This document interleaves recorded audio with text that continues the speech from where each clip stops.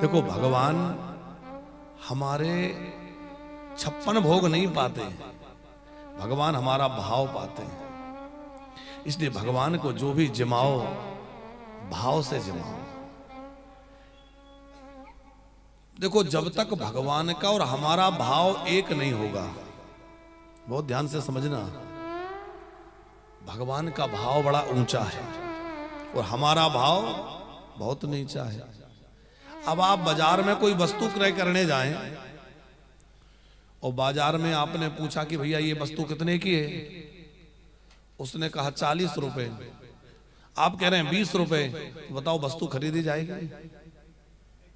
आपने कहा नहीं नहीं 20 में देना पड़ेगा, वो बोला चलो 35 लगाओ, नहीं 25 दूंगा।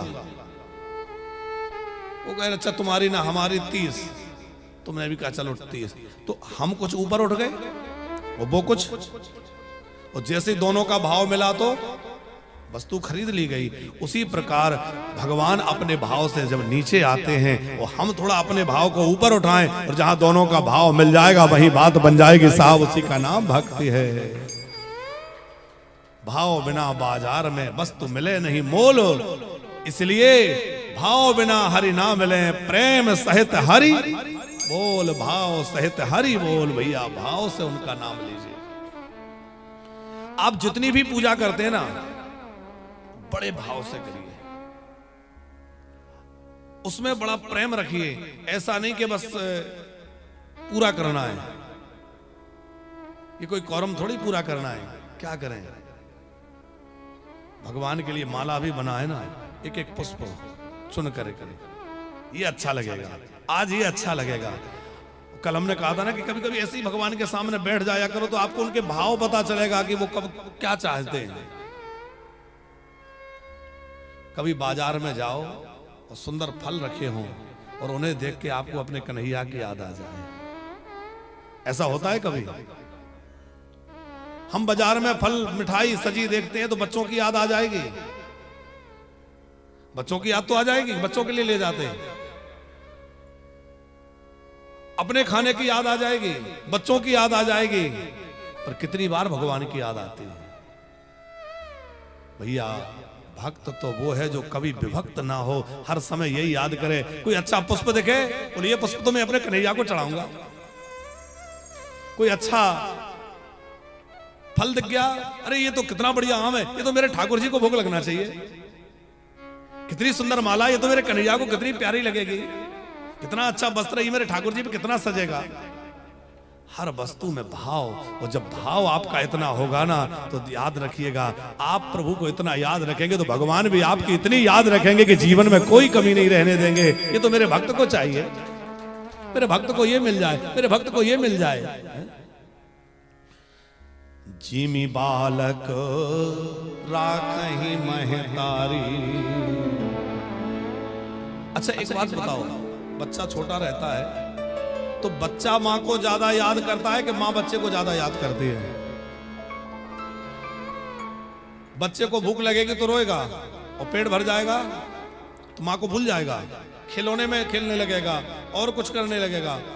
और वही बच्चा थोड़ा बड़ा हो जाएगा तो फिर वो इधर उधर ध्यान लगाने लगेगा, माँ बाप को भूल जाएगा। लेकिन माँ अपने बच्चे को कभी नहीं भूलती। भगवान अपने भक्तों से उस माँ की तरह प्रेम करते हैं। जिमी बालक राखई महतारी, वो हमारा कितना ध्यान रखते हैं। भगवान कहते हैं करहु सदा तेने की रखवारे, करहु सदा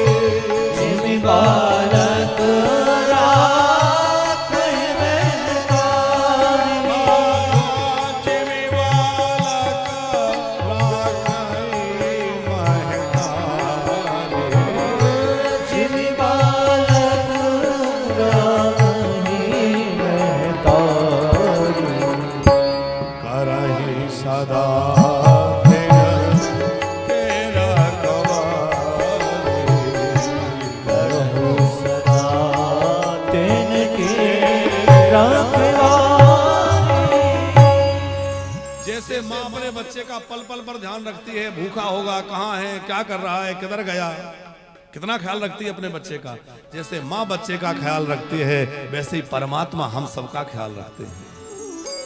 और यदि किसी को यह लगता हो कि मेरे ऊपर भगवान की कृपा नहीं है, तो भैया वो अभागा है, कृपा तो सब पर है। तापड़िया जी, एक बार हम भोपाल किसी काम से गए थे,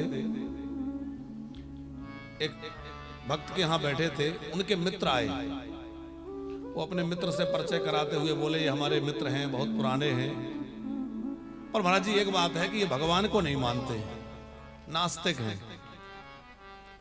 तो हमारे मन में थोड़ी इच्छा हुई कि इनसे पूछें कि भाई नास्तिक क्यों हो, भगवान से क्यों नहीं मानते।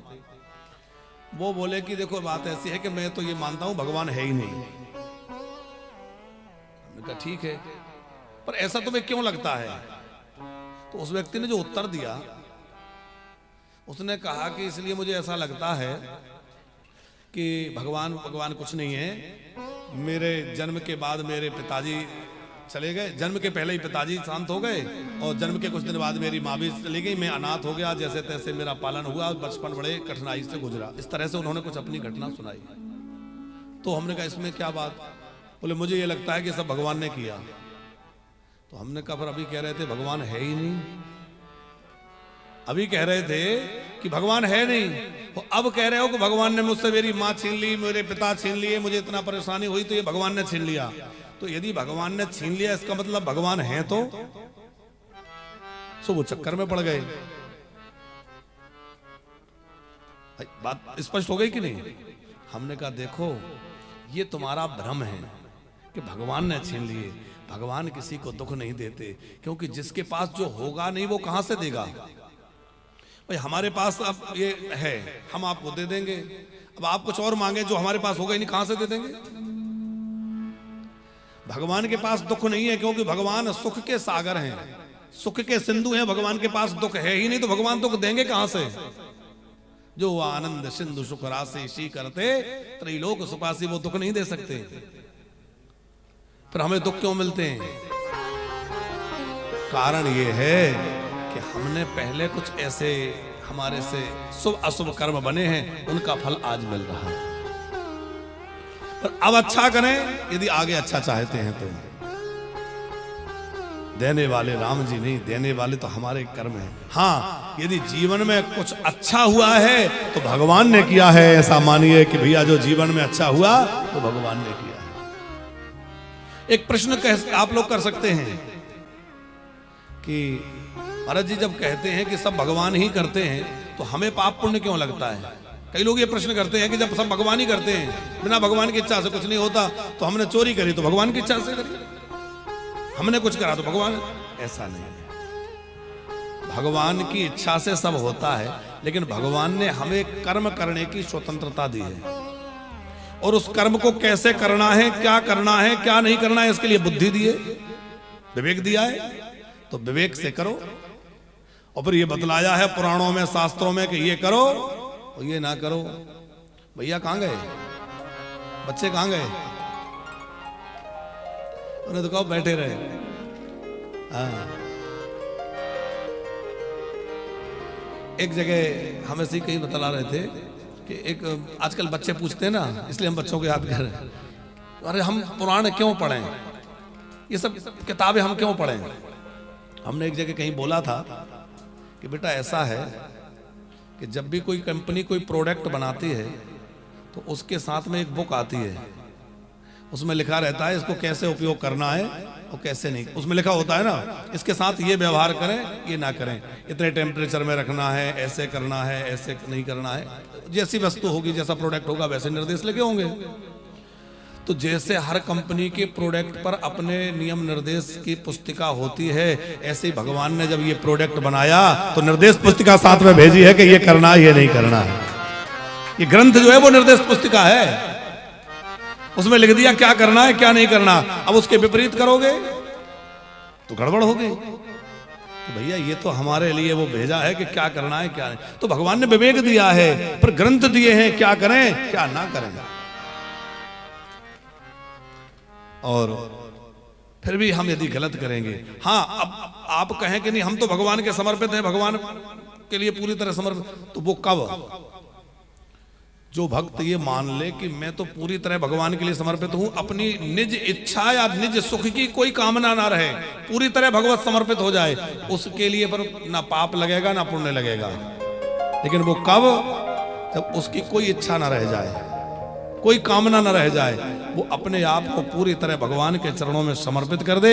अब तुम जो बनाओ, तुम जहां ले जाओ।